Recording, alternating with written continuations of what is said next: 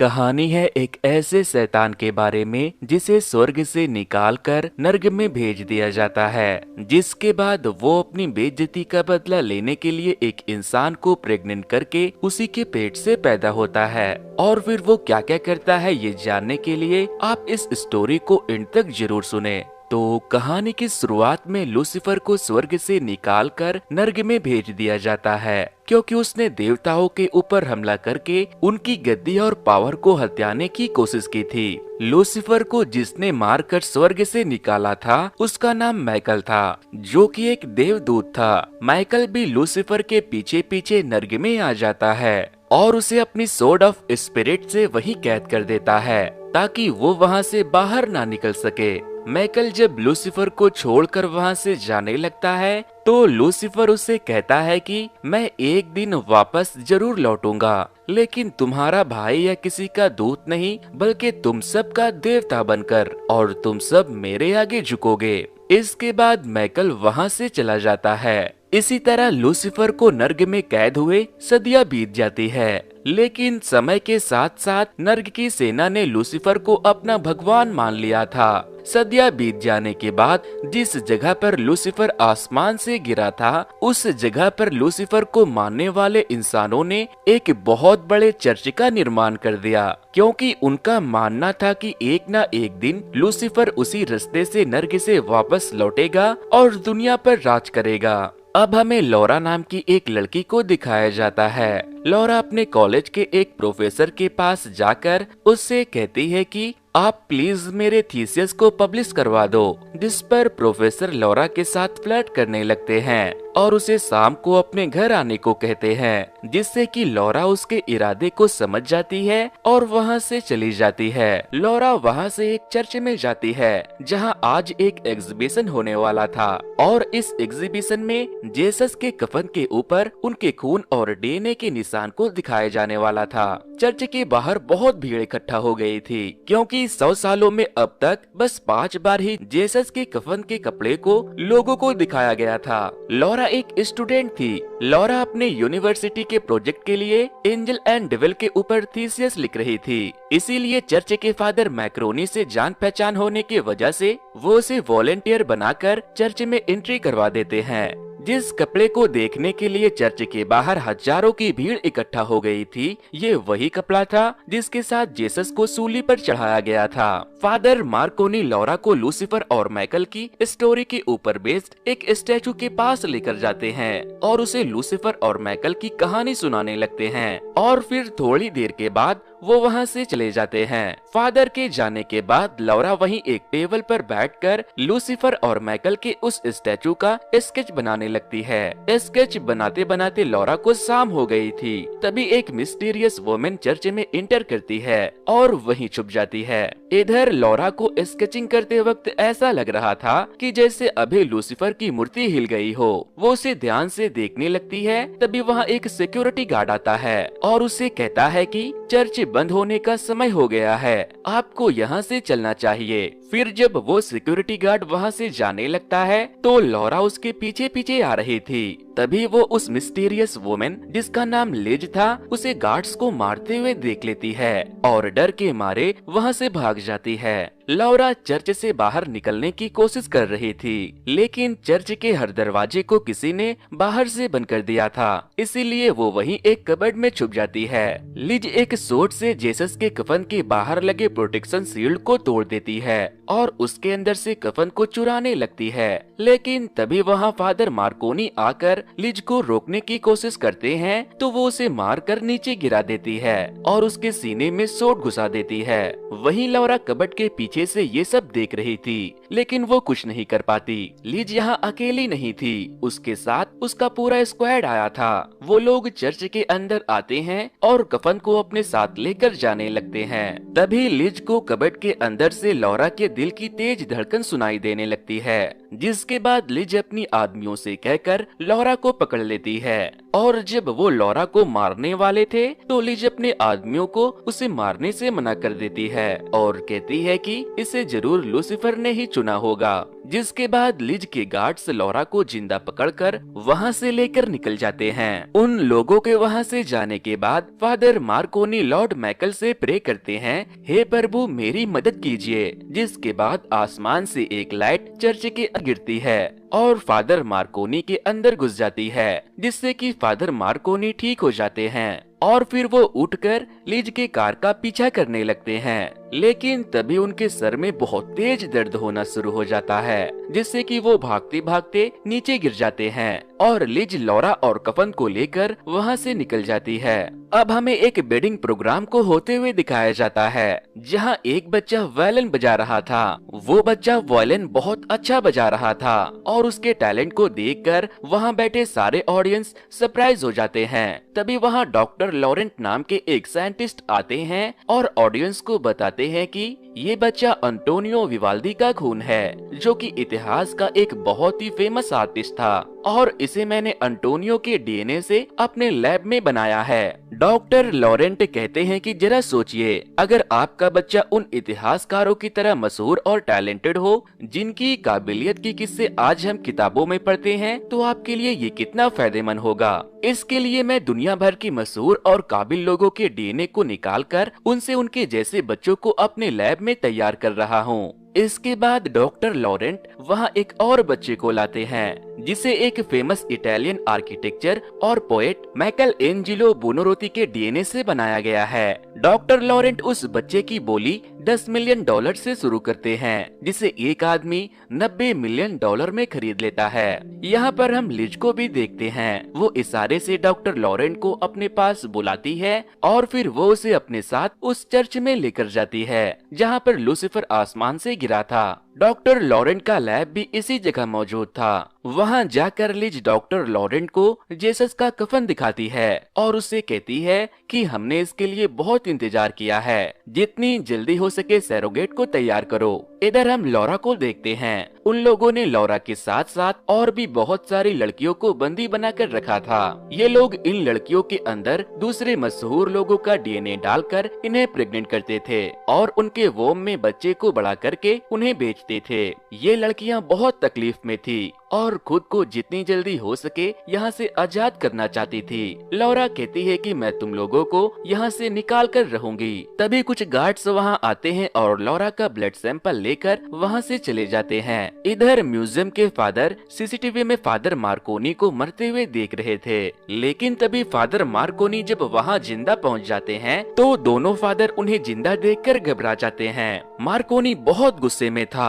वो उन दोनों फादर से पूछता है कि चर्च ने कफन के प्रोटेक्शन के लिए किसे चुना था, जिस पर उनमें से एक फादर उसे बताते हैं कि फादर विंसीनी को कफन के प्रोटेक्शन के लिए चुना गया था, लेकिन वो यहाँ नहीं आते। मार्कोनी पूछता है कि वो यहाँ क्यों नहीं आते, जिस पर फादर बताते हैं कि वो पागल हो गए हैं। उसे अपने विजन में शैतान और काला जादू होते हुए दिखाई देता है और अब वो सेंट माइकल एसाइलम में रहते हैं। फादर पूछते हैं कि तुम मार्कोनी नहीं हो, क्योंकि मार्कोनी ये सब पहले से जानता था। जिसके बाद मार्कोनी उन्हें कुछ नहीं बताता और वहाँ से एक कार लेकर सेंट माइकल एसाइलम की तरफ निकल जाता है। अब मार्कोनी नहीं रहा था। दरअसल शरीर तो उसका था, लेकिन उसके शरीर के अंदर की आत्मा हेवन से आए माइकल की थी। फिर जब मार्कोनी असाइलम के पास पहुंचता है तो वो असाइलम पहाड़ों के ऊपर बना हुआ था। मार्कोनी असाइलम की तरफ बढ़ रहा था। तभी फादर विंसीनी मार्कोनी को अनजान समझकर उसके ऊपर बंदूक तान देता है, लेकिन जैसे ही वो उसे टच करता है उसे समझ आ जाता है कि वो कोई फादर नहीं बल्कि एक एंजल है।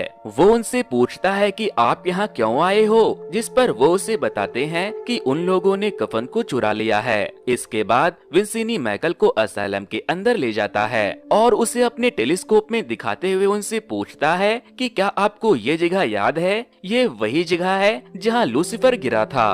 विंसीनी बताता है कि अब उस जगह को उसके चाहने वालों ने पूरी तरह से अपने कब्जे में ले लिया है और अब वो वहीं से उसके लौटने का इंतजार कर रहे हैं। मैकल कहता है कि वो अब कभी नहीं लौटेगा क्योंकि मैंने उसे बांध दिया था। इसके बाद विंसीनी उसे बताता है जिस औरत ने तुम्हें मारा था अब वो अपने दानवों के साथ मिलकर लूसीफर को आजाद करने की कोशिश कर रही है। विंसीनी बताता है कि वो लोग लूसीफर की आत्मा को आजाद करेंगे और लूसीफर को जेसस के खून के साथ पैदा करेंगे, जिससे कि लूसीफर आजाद होने के साथ साथ और भी ज्यादा ताकतवर बन जाएगा और खुद देवता बनकर पूरी दुनिया पर अपना कब्जा कर लेगा। जिसके बाद विंसीनी मैकल को वहां से एक पुराने टनल के पास लेकर जाता है जो लूसीफर के चर्च के नीचे बना था। वहां पहुंचकर विंसीनी मैकल से कहता है कि आप अंदर जाइए, मैं बाहर नजर रखता हूं। जिसके बाद मैकल अकेले ही एक मसाल के साथ उस टनल के अंदर चला जाता है। इधर डॉक्टर लॉरेंट लिज को बताता है कि मैंने डीएनए तैयार कर लिया है और लौरा का ब्लड ग्रुप जेसस के ब्लड ग्रुप से मैच हो रहा है। जिसके बाद कुछ गार्ड्स लौरा के साथ साथ एक और लड़की को वहां से लेकर जाने लगते हैं। तभी लौरा उन लोगों के ऊपर हमला कर देती है, लेकिन वो कुछ नहीं कर पाती। गार्ड्स लौरा को पकड़कर लैब में ले जाते हैं जहां डॉक्टर लॉरेंट लौरा को एक इंजेक्शन देकर उसे शांत करते हैं और फिर उसके यूटेरस में जेसस के एग को फर्टिलाइज कर देते हैं। इसके बाद कुछ गार्ड्स लौरा और उसके साथ की लड़की को ब्रेड की तरह तैयार करके अपने साथ लेकर जाते हैं और एक पिलर से बांध देते हैं। यहाँ पर बहुत सारे लोग भी मौजूद थे जो लूसीफर की पूजा करते थे। तभी वहाँ पर एक मॉन्स्टर आता है। इस मॉन्स्टर को लूसीफर ने नर्ग से भेजा था क्योंकि लिज ने नर्ग के द्वार को खोल तो दिया था, लेकिन वो लोग लूसीफर को आजाद नहीं कर पाए थे क्योंकि लूसीफर के आजाद होते ही उसका शरीर खत्म हो जाता। इसीलिए उन्हें एक ऐसे शरीर का इंतजार था जो लूसीफर के ताकत को अपने अंदर बर्दाश्त कर सकता था। वो मॉन्स्टर लौरा और उसके साथ की लड़की को अपने साथ लेकर जाता है और एक पिंजरे में बंद करके उसे नर्ग के दरवाजे के अंदर डालने लगता है।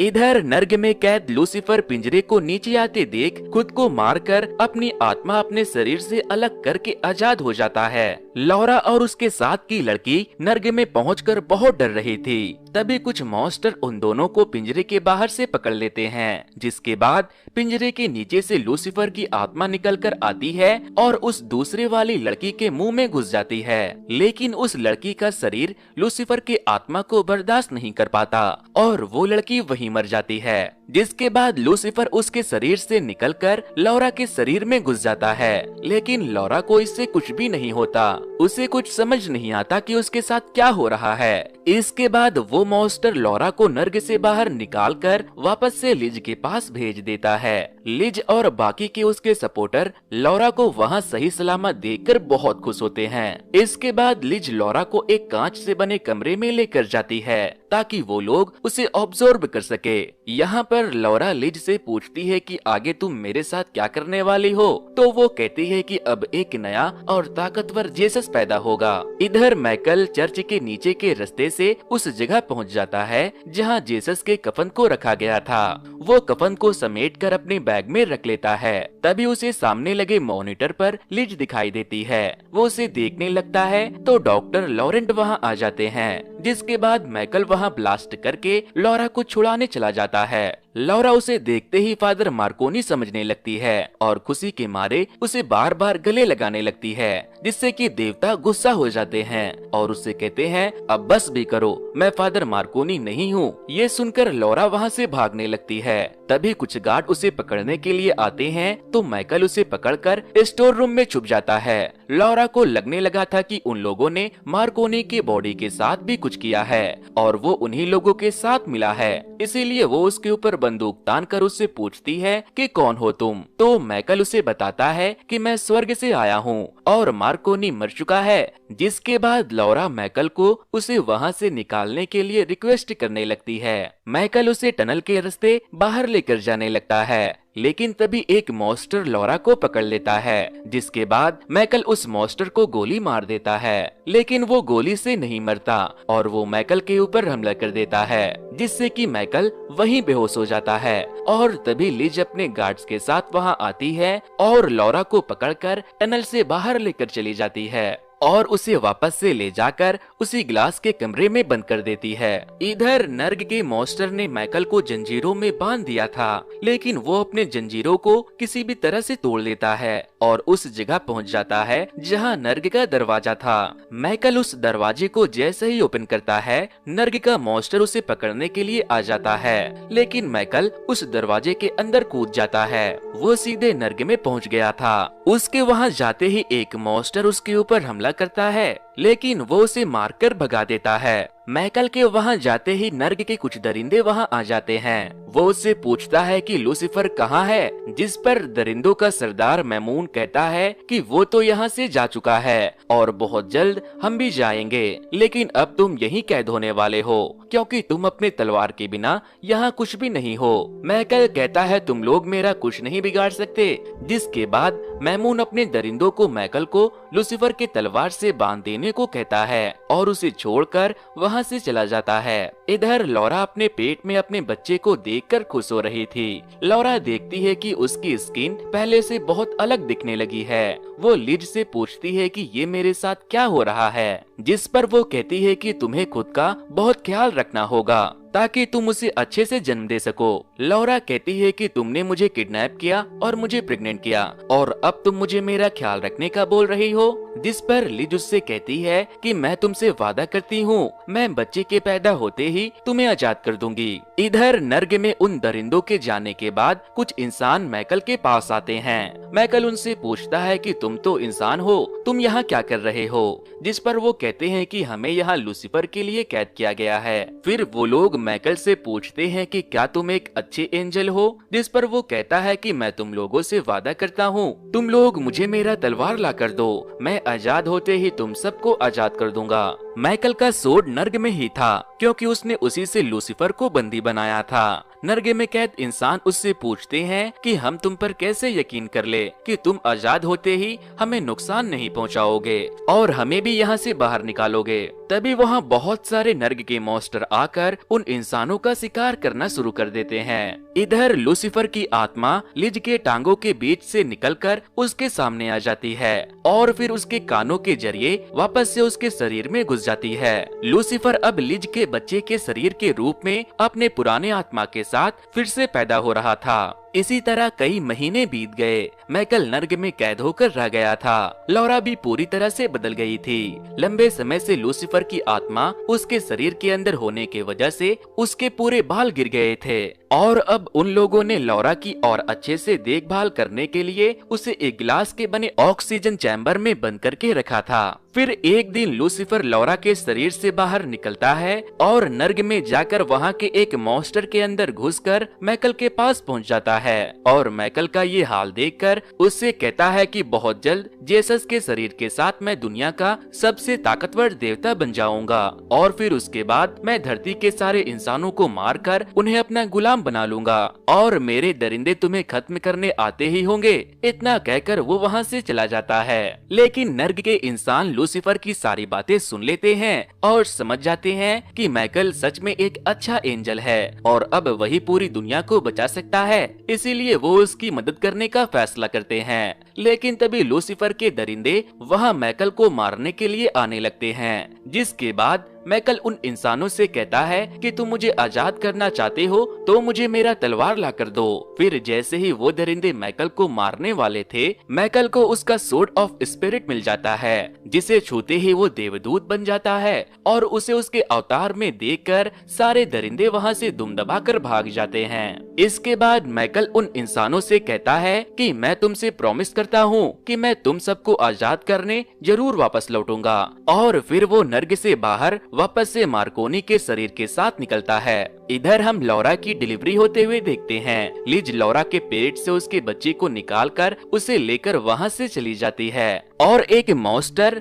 लौरा को नर्ग के दरवाजे को खोलकर नीचे गिरा देता है। लिज उस बच्चे को उन लोगों के पास लेकर जाती है जो लूसीफर की पूजा करते थे। उसे देखकर सारे इंसान उसके आगे झुक जाते हैं। तभी नर्ग का एक मॉन्स्टर वहाँ आता है और अपने धारदार ब्लेड से एक के बाद एक लूसीफर के भक्तों को मारकर उसकी बलि चढ़ा देता देता है। और तो और वो लोग डॉक्टर लॉरेंट की भी बलि चढ़ा देते हैं और बच जाती है केवल लिज। इधर माइकल नर्ग के दरवाजे के पास से आते हुए आवाज को सुनकर जब वहाँ पहुँचता है तो वो लौरा को दरवाजे से लटकी हुई देखता है। माइकल उसे बाहर निकालता है और फिर वो दोनों लिज के पास जाते हैं और लिज को धक्का देकर लौरा का बच्चा उससे छीन लेते हैं, जिसके बाद माइकल लौरा को उसके बच्चे के साथ वहाँ से चले जाने को कहता है। लेकिन इस दौरान नर्ग का दरवाजा खुला रह गया था, जिससे सारे दरिंदे बाहर आने वाले थे। लेकिन तभी माइकल उस जगह पर एक बॉम्ब सेट करता है और उस पूरे जगह को बॉम्ब से उड़ा देता है, जिससे कि नर्ग का दरवाजा बंद हो जाता है और सारे मॉन्स्टर नीचे ही रह जाते हैं। इसके बाद फादर विंसीनी जेसस के कफन को वापस से चर्च में रखवा देते हैं और फिर माइकल वापस से नर्ग में जाता है और वहाँ फंसे लोगों को बाहर निकाल लेता है। मूवी के एंड में हमें कई सालों के बाद का सीन दिखाया जाता है, जहां हम लौरा के बेटे को देखते हैं। तभी हम लिज को भी देखते हैं। उसने अपने सारे गार्ड्स और डॉक्टर को